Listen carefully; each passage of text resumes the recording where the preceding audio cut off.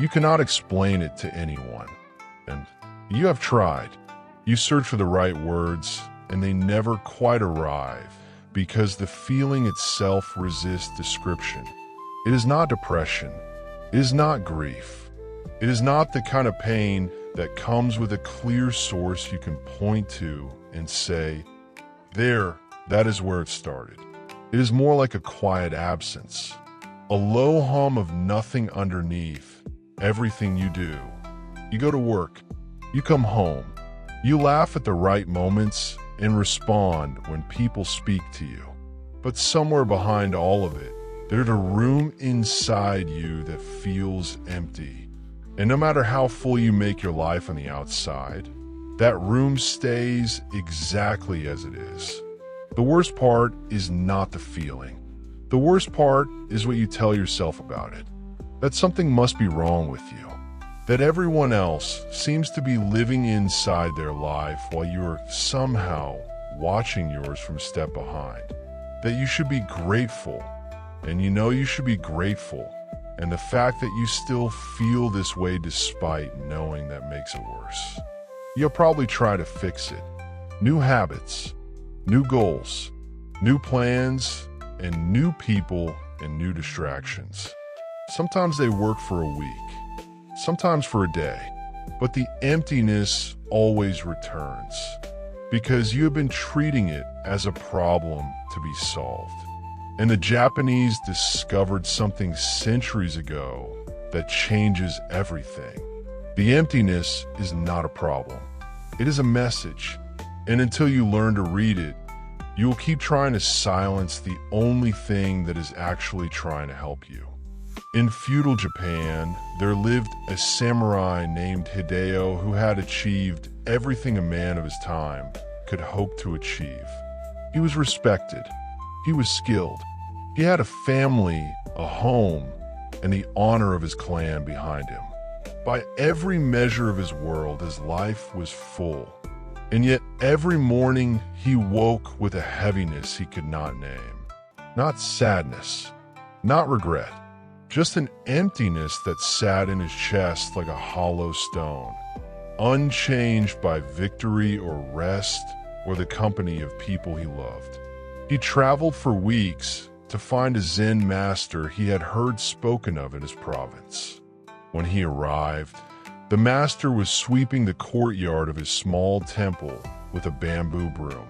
He did not stop sweeping when Hideo approached.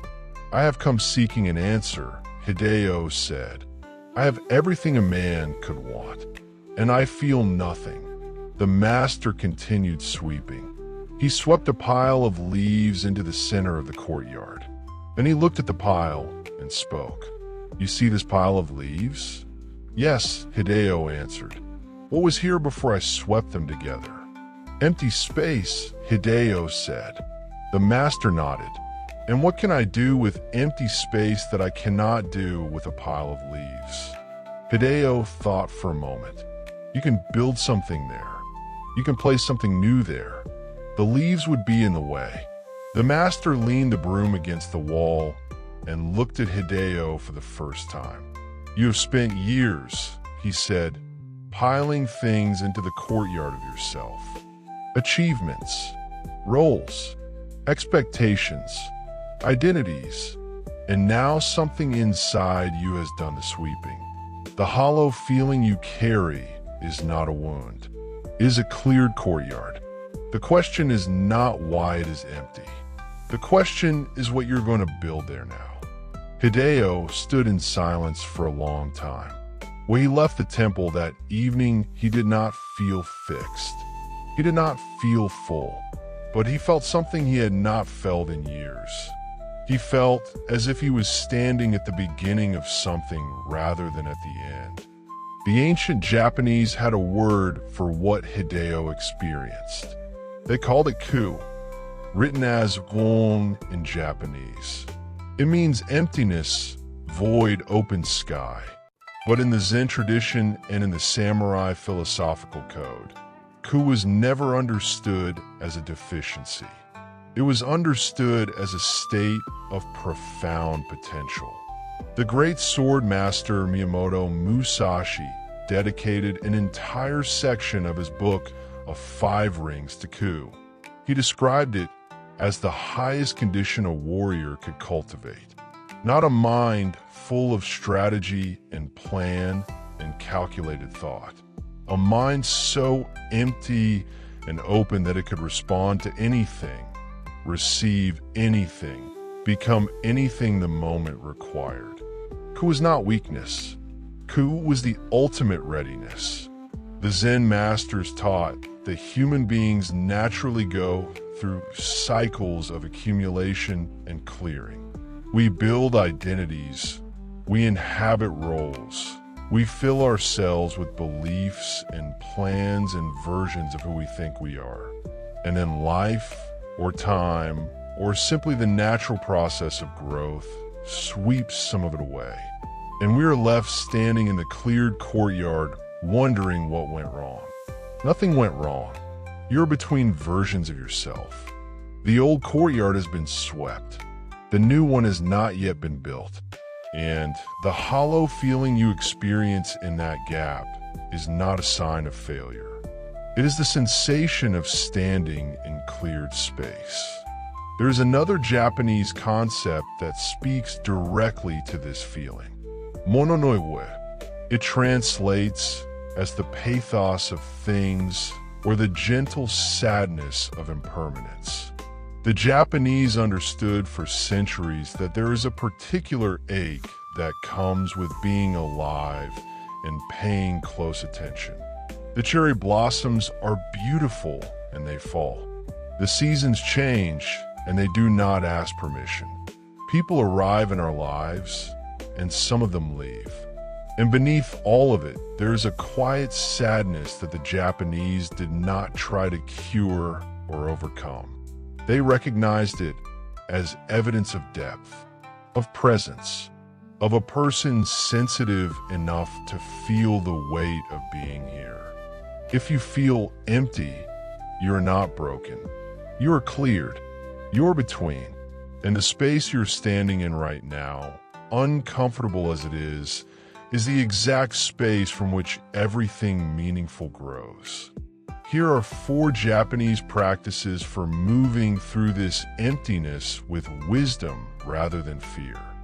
First, stop treating the emptiness as an emergency.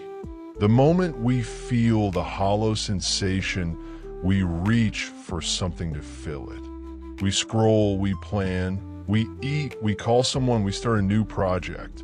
We treat the emptiness like a fire alarm that must be silenced immediately. But the Zen practice of Shikantaza teaches something entirely different. Shikantaza means just sitting, nothing more and nothing less. It is the practice of being completely present with whatever is here, including the emptiness, without immediately moving to change it. The next time the hollow feeling arrives, try this. Sit with it for 5 minutes without reaching for anything. Do not analyze it. Do not fight it. Simply let it be present. Notice where you feel it in your body. Notice how it shifts when you stop trying to push it away. The samurai who trained under Zen masters learned that the willingness to be still inside discomfort was not passivity. It was the highest form of courage. Any person can act when conditions are comfortable. The warrior who can be completely still inside difficulty has mastered something most people never reach. Second, apply Wabi-Sabi to yourself.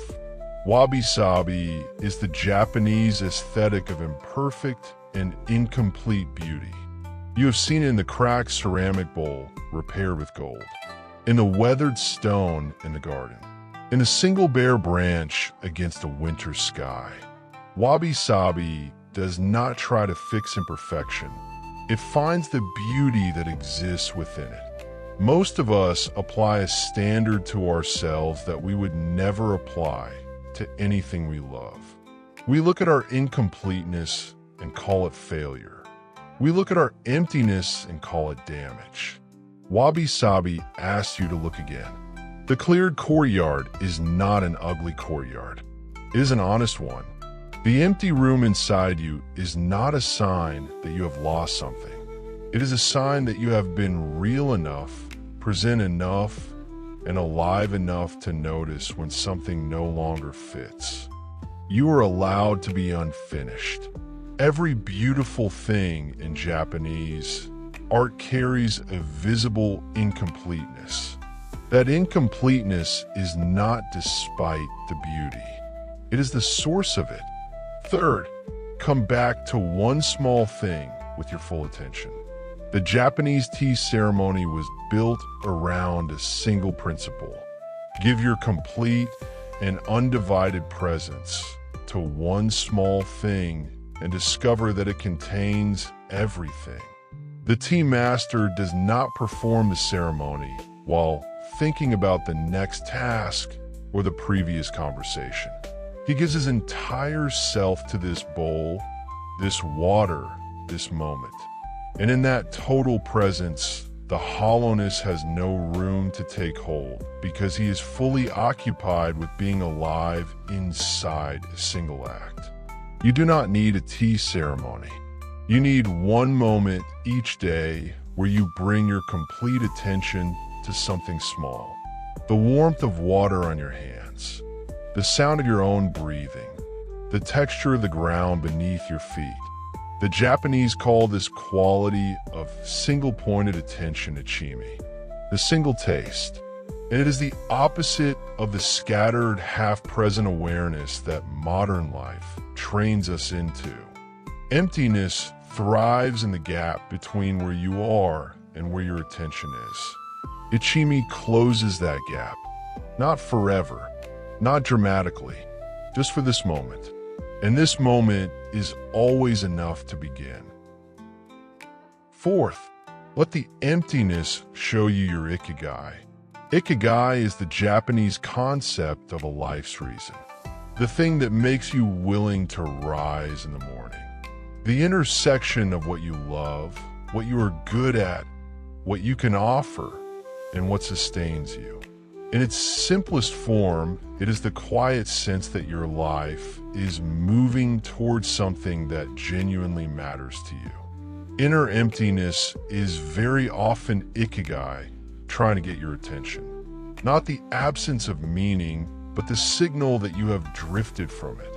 That somewhere between obligation and routine and the constant noise of a full life, you have lost contact with the thing that was always yours to do. Sit with the emptiness and ask it one question. What have I been neglecting? Not what should I be doing? Not what do others expect of me? What have I quietly set aside that was mine? The answer will not come immediately, but it will come, because the emptiness, once you stop trying to silence it, becomes the most honest voice you have. I remember standing in my own cleared courtyard. I did not call it that then. I called it lost. I called it broken. I looked at my life from the outside and could find no reason for the hollow feeling that refused to leave me alone. And I spent a long time trying to pile things back into the courtyard as quickly as I could, so I would not have to stand in the open space and feel its size. What I did not understand then was that the sweeping had been a gift, that something inside me had been wise enough and honest enough to clear away what no longer belonged there before I had the courage to do it myself. And the hollow feeling was simply what cleared space feels like from the inside before you understand what it is. You're not empty because something has gone wrong. You are empty because something has been completed, a chapter closed, a version of you quietly finished. And the space it left behind is not a wound. It is the most fertile ground you have ever stood on. The open sky, the cleared courtyard, the bowl that is ready to receive. What you build there next is entirely yours to choose. If something in this video touched something in you today, write in the comments. I am standing in my cleared courtyard. Thank you for being here with me today. Take gentle and honest care of yourself.